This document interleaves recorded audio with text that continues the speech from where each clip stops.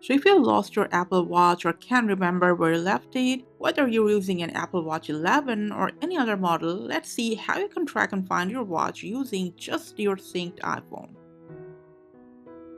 So for that, you can either open Find My on your iPhone.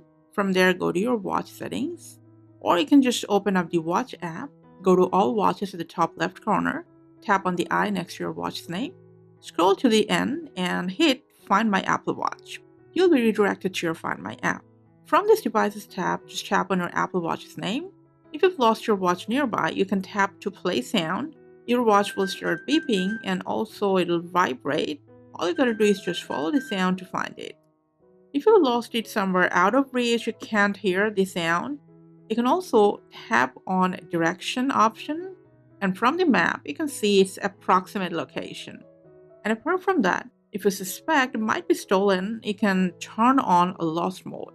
And as you can see, you can remotely set a password and lock the screen. You can also remotely erase all its contents if you want from here. And these are the way to find your Apple Watch using your iPhone. Thanks for watching.